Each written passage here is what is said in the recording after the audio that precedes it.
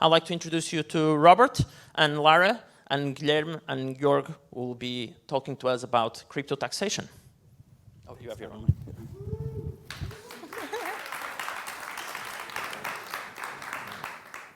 Oops. Wait a second. Can you just...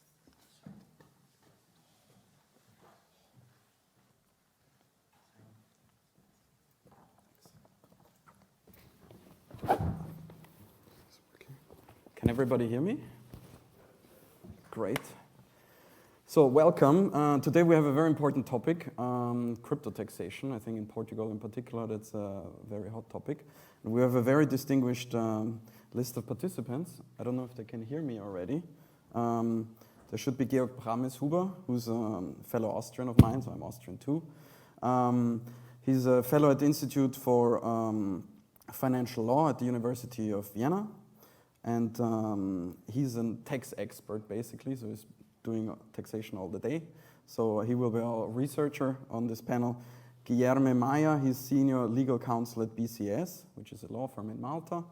And today with me to talk about this issue on the stage is Lara Olms. She's the operational lead on tax innovation and DLT at Actus. And I hope, Georg, can you hear us, actually? How do we know?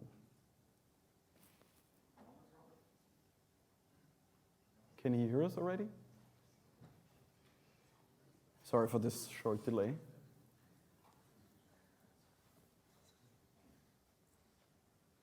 Hi,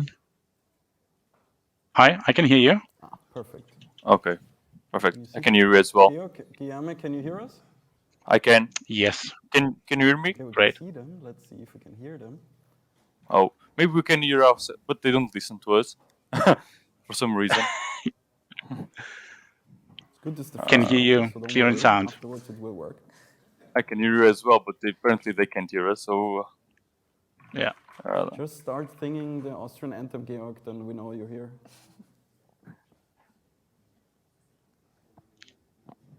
Weird. I'm already texting Google. Can you hear us now? We can hear you. Maybe you muted yourself. No, we can hear you. Yeah. It's a good simulation of how long you normally wait for your tax return, so just stay patient. Unless if you're filing crypto taxes. For sure. I mean, never did it in Portugal so far, so... Yeah. I can hear one of you guys. That's good. Good Yes. morning. Morning. I'm still not there. You are. Ah, yeah. I think you are as well. Okay. So Guilherme, we can Cool. hear you. Hi, Georg? Robert. Hi, Lara. Hey there. Hi. Georg, Hi. can you hear us? Yes, perfectly. Yes, I can hear you. Sound clear. Okay, perfect. Then let's start this. Taxation.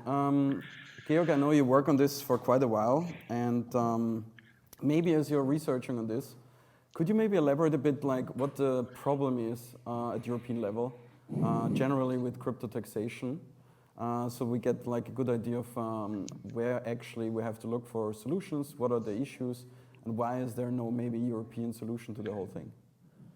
Yeah, gladly. Thanks, Robert. Thanks for having me. I'm wearing my sunglasses because I heard the weather is fine in Lisbon, but as you can see in my back, it's raining in Vienna.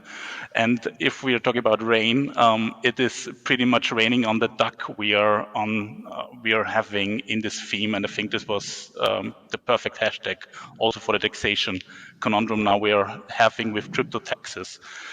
Because if we want to confront crypto and taxes as a whole, first, I mean, that is the bottom line. There won't be any harmonization in direct taxation anyway on a European Union level when it comes to direct taxation in general and in crypto in particular. So that is the first bottom line. The second bottom line is, in VAT, we see a strong harmonization due to the common market. But just a brief outline here at where we are when we address VAT questions with regard to crypto, Web3 and DLT-based questions. At the moment, business models like accommodation services and transportation services and the forefront of VAT applicability within the common market. So now we are come across with our duck discussing crypto-related matters on VAT level. We definitely won't find a concrete answer there anywhere nearby. So if we take a look at the European level in particular, and also beyond that on each and every nation states, we do see some national developments here and there, and I think we can elaborate on them even later a little bit more detail, because that's going to be really interesting what is happening now. But still, on the grand scheme of things, we still have fundamental questions of what to tax, how to tax, and whether to tax at all. I guess that is the Portuguese case, but I think we'll discuss it anyway. Thanks, Georg, for this intro. Lara, as you're a crypto lawyer, what do you see as the key issues when tokenized projects come to you and want to get solutions for taxation? What's the ups and downsides of being a token holder or token user, issuer, etc.? Yeah, I think here it's the same what we already heard about. Sometimes we don't even know what we need to tax and what it is in front of us. So also here, probably a little bit for better understanding what my role is, I'm kind of the interface between the lawyers and what's happening in crypto or also on the IT side.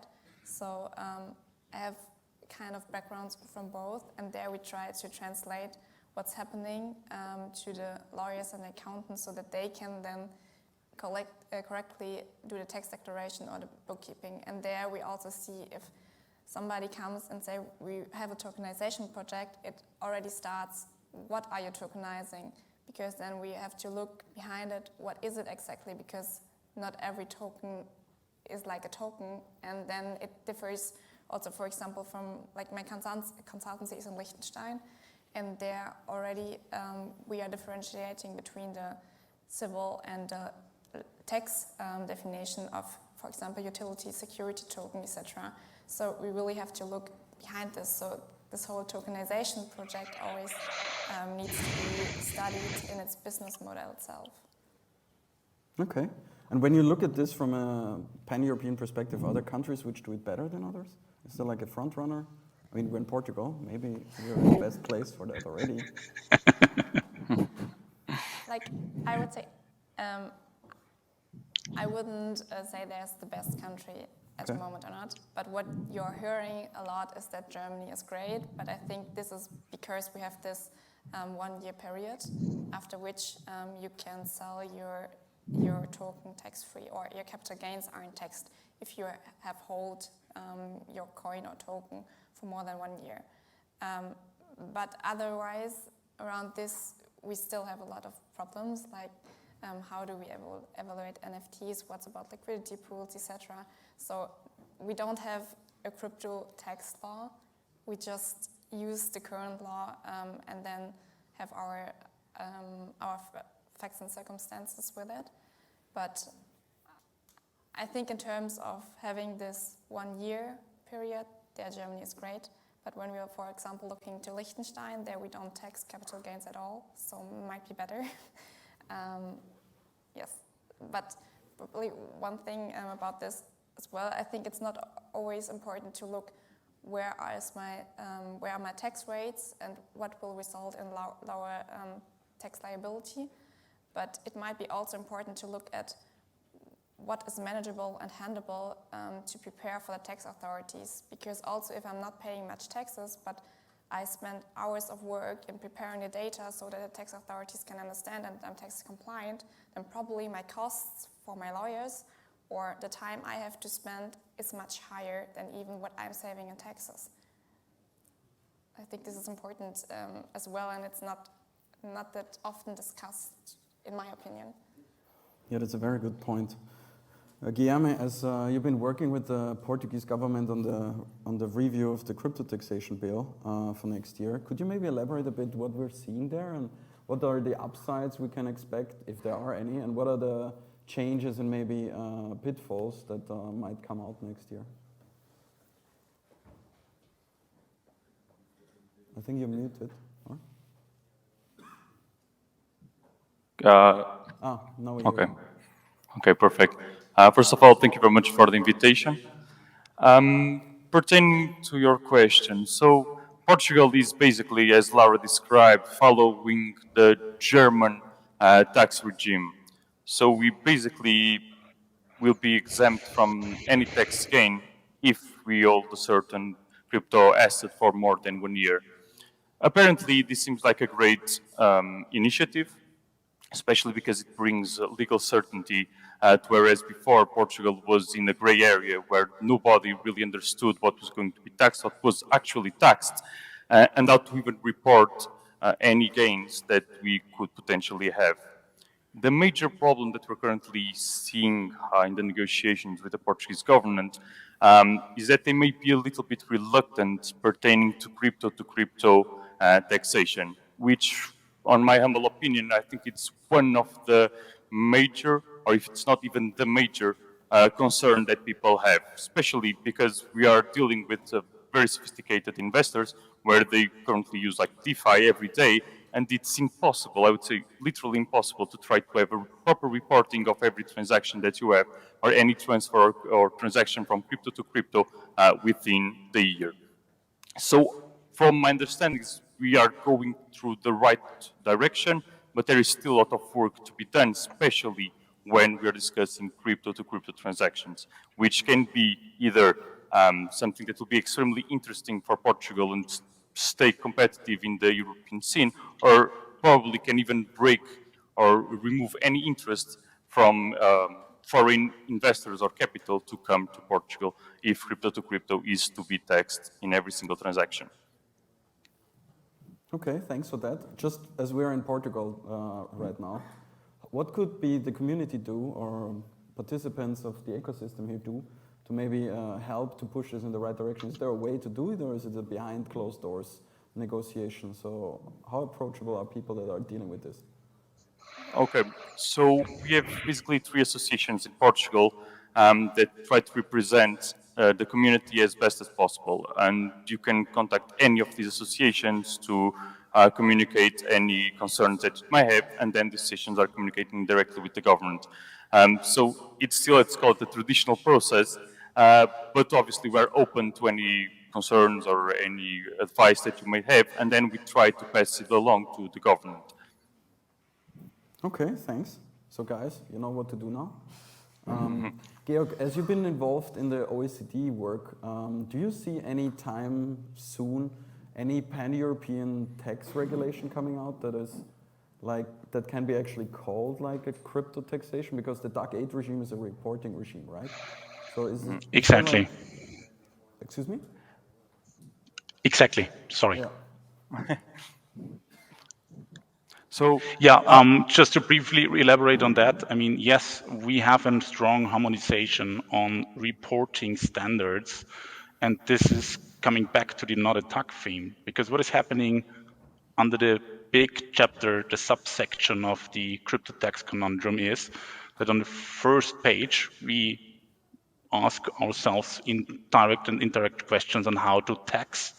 And the second big box, of course, is how to report on crypto asset transactions in order to comply with international standards on fighting tax abuse and base erosion shifting. So, and in the second box, this is clearly and strongly harmonized on international and also in European level.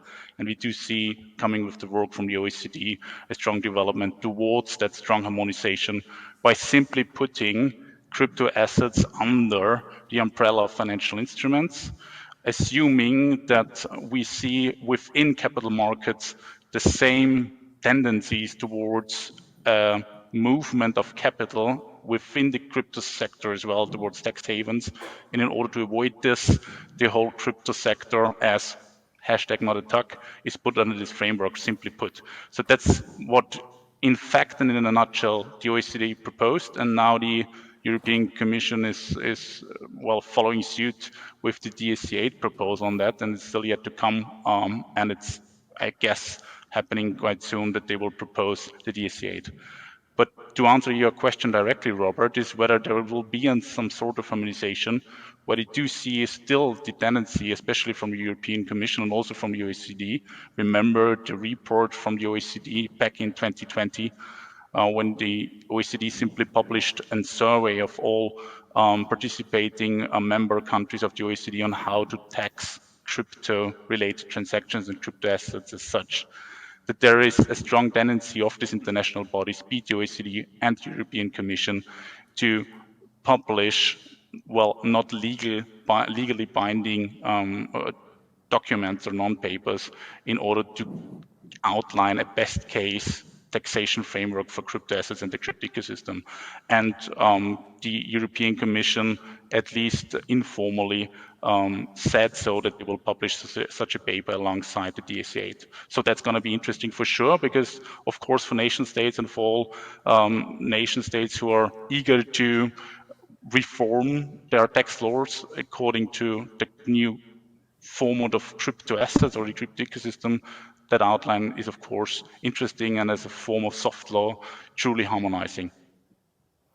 Yeah, I mean, as taxation is not part of the EU remit, right? It's not part of the treaty, so it's basically up to the member states, like Portugal, for example, or Germany, to come up with their own ideas. Do you think it will be like a pan-European approach as we normally see, like harmonizing it? Or will it be rather like the financial the transaction tax, where you had like 10 countries of the willing that came together, now it's I think 9 left, and if one drops out, it's dead, because it's taxation. It's always very tricky because it's obviously very competitive. Do you think we'll see something where we have an EU 27 member state approach, or will it be rather something where like countries that really care about this and think there should be a level playing field come together, and then it will be like 10, 12, maybe 20, or what's the expectation based on what you've seen in these discussions? What I've seen in these discussions is clearly that there won't be an legally harmonization as such on direct taxation matters of crypto. But what's going to happen surely is that there will be a battle of ideas within the nation states on how to tax crypto best. And I think there is one point which is already now, Lara and Guilherme already addressed it, is the matter of crypto to crypto related transactions should be added to the tax base at all, right? And I guess France and Austria, they put their feet into the door and proposing, well, now it's in their laws, a clear guideline that crypto to crypto transactions should be exempt from the tax base, which is clearly an best case scenario for the crypto industry as a whole, because it is reducing the compliance burden tremendously on all sides involved. So not only within the crypto industry and crypto users, but also, of course, at crypto asset service providers and at the tax administrations themselves. So for all a win-win scenario. And this idea is now out there. France and Austria moved forward, and I guess it's now up to the rest of the stage on following that. So this challenge of idea is now already open. It started 1 year ago approximately. And well, Germany, for example, is at the other side of the aisle, and let's see which idea is going to prevail. Thanks for the elaboration. Lara, when you look at what's happening right now, is this good for business or is this bad for business? Needs to depend. It's depending on what you mean with happening right now, because, like, I again want to talk from the German perspective. Or just maybe what Georg and Guilherme were just referring to, what's happening in Portugal and with the OECD initiatives. If it's coming like Georg just outlined, is this a good thing or is this a bad thing for tax lawyers, for example? For us, it's always good because it means more work, right?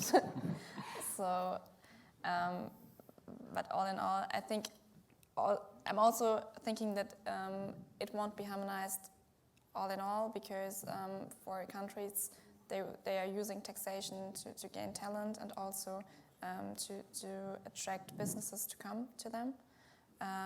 So I think, to be really honest, for the people themselves, it would be better to harmonize something and to make it more easy, and also to follow some approaches like France and what's the other?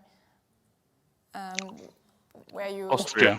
Thank you, Austria, where you just tax when you're then trading crypto to fiat and not crypto to crypto, because again, what we are seeing when we are dealing with the transactions of the clients, it's insane how much work this might be if they were really into crypto, and also when it comes to use cases, again, like when they are deep in DeFi trading, if they're using some pools that aren't recognized by certain platforms, it's so hard to make it tax compliant. So I think this would be nice for the people.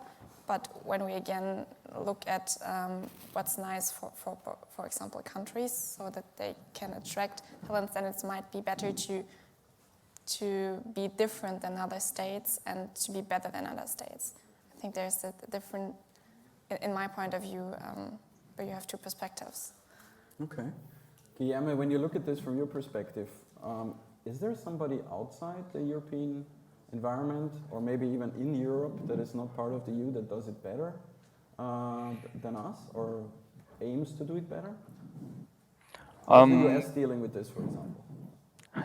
The US was always a solution that was basically considering that Bitcoin, for example, and Ethereum are considered property since 2014. So they already had a tax treatment ever since the beginning, I would say. The thing is, I think that's the main advantage that we're having as Europe in general, is that we have this flexibility in terms of sovereignty to try to tax. Sorry, can you just reduce a little bit the echo? I'm just hearing myself in loop quite high, sorry. Okay, it's still... Is it better now? Okay, much better. Thank you. So basically what we're seeing now is that European countries are trying to compete from a tax perspective. I would like just to take a topic before I answer this question. That's basically to what we can harmonize in the tax regimes. And the tax regimes, I think it's very important, even though we can't really harmonize what to tax and how much to tax, we can actually try to come up with the concepts or definitions that should be harmonized across in the EU. I think that would be extremely important, especially now with MiCAR, that we have the same definitions for the same type of assets across the EU. So we can have a legal certainty and people can actually move across different state members and try to understand and decide what's best from them and not expect different treatments based on definitions, but rather on regimes. It's still a bit on echo, sorry.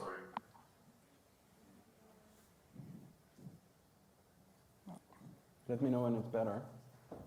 Ooh, okay. It's slower now, I think. Okay, sorry, I thought you wanted to say something else. I may add something here, Robert. Yeah, please. Because what is very strong, I think, and this is at the core purpose of the European Crypto Initiative anyway, and that it will be on the agenda today anyway, as announced just at the beginning from Marina.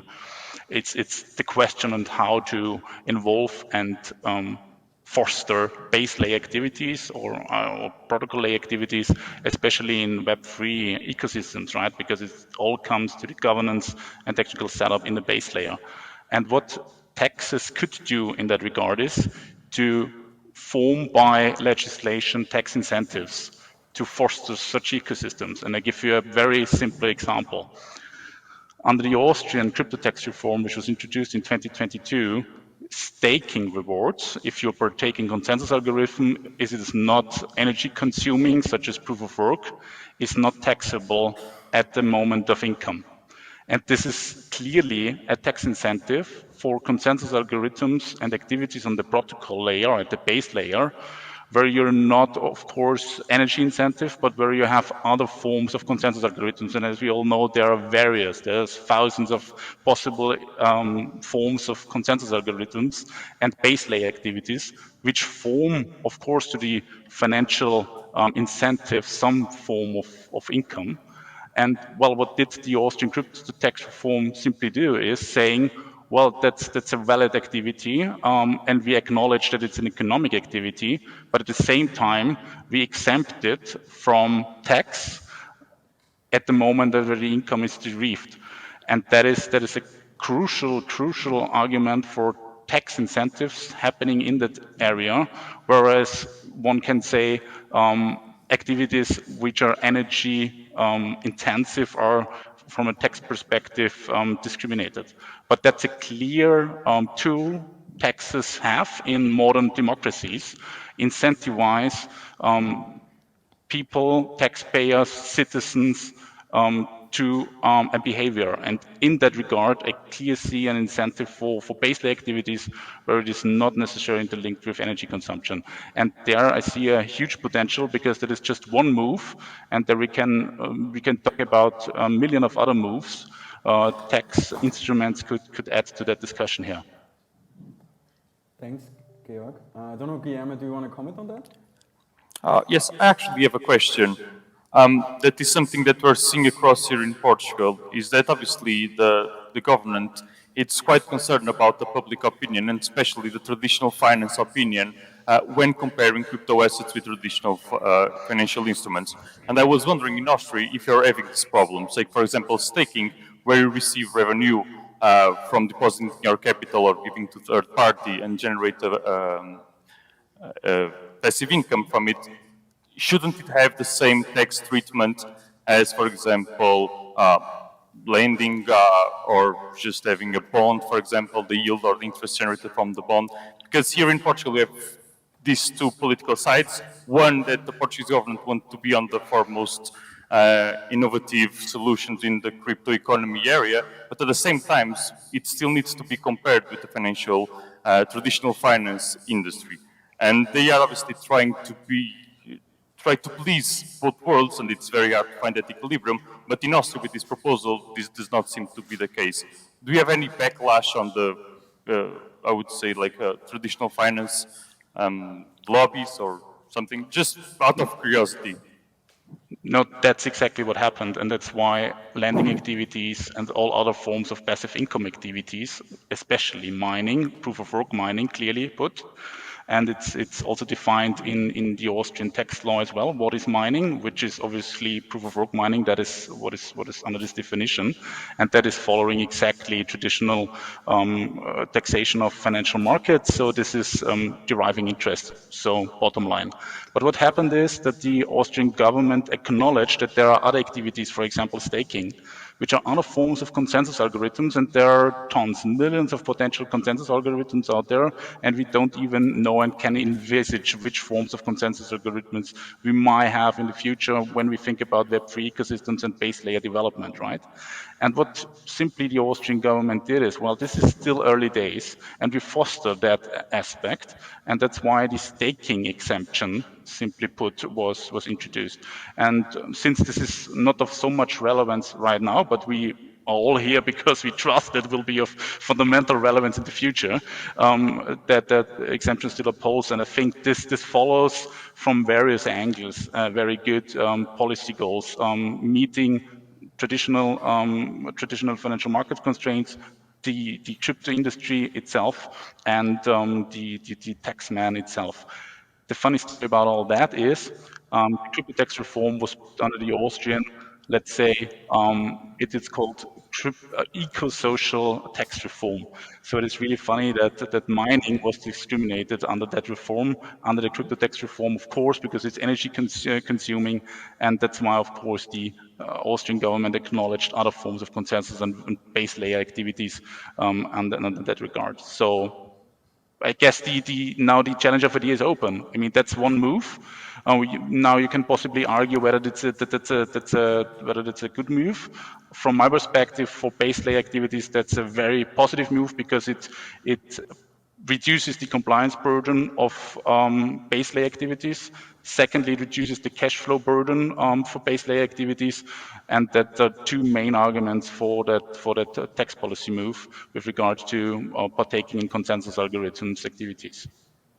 Thanks, Georg. Unfortunately, we are already close to the end of our time. That's why I would like to ask all of you maybe to give a statement about, like, what do you hope that will happen based on the discussions that you all are involved in and the work that you do? And what can be done better so that pretty much everybody can go home with like 3 points, or like, hey guys, if I talk to my MP or go to my government, what should I tell them that we should improve? So maybe we start with you, Guilherme. Okay. So as mentioned and discussed during this call, I think the most important topic to discuss is the crypto-to-crypto taxation. I think it's the reality of most of, I would say, crypto users that are used to use DeFi or even CeFi that do a lot of transactions during a single day. And if the state members try to tax any crypto-to-crypto transaction, it's completely impossible, even from the natural person that wants to comply with the local laws, to do the proper reporting on such transactions. Furthermore, obviously, the tax authorities probably don't have the capacity as well to track all these transactions that occur on the DeFi world. Apart from that, obviously, I think what we should try to push is always, at least when you're on the forefront of innovation, is to try to bring any tax incentives for any capital gain that you might have by trading or selling or using even cryptocurrencies in general. But definitely for me, crypto to crypto is the discussion, or the currently discussion, that I think would make the huge difference to where people are going to migrate in terms of tax benefits. Thank you. Georg? Yeah, 3 messages. The first message is privacy. And the privacy question also comes along with the fighting of AML, TF, and historically the fighting of tax evasion comes along with AML and TF laws and compliance. So my first message would, on an international level, find a coherent approach for AML, TF, and fighting tax abuse in the crypto sector as a whole. So make it simple first. And of course, adhere to privacy questions, because privacy always adhere to tax privacy as well.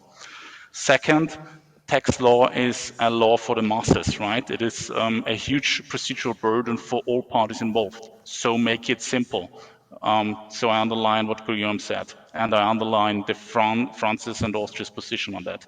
Third message is foster base layer activities. Why? Because if we take a look at what is happening within the crypto ecosystem, if there is one thing which is truly an innovation, is what is happening on a base layer. Well, Bitcoin put it forward, and now all our base layer activities are following suit. How are you setting up a new system we call base layer activities now for this purpose, where parties who are not necessarily trust each other engage with each other in order to pursue a certain purpose? And this is something new, and I guess from an innovation subsidizing view, that should be supported. So a clear message: support innovation on the base layer activities. Thanks, Georg. And last word to you, Lara. No pressure. Thank you. What all people will remember when they leave this panel.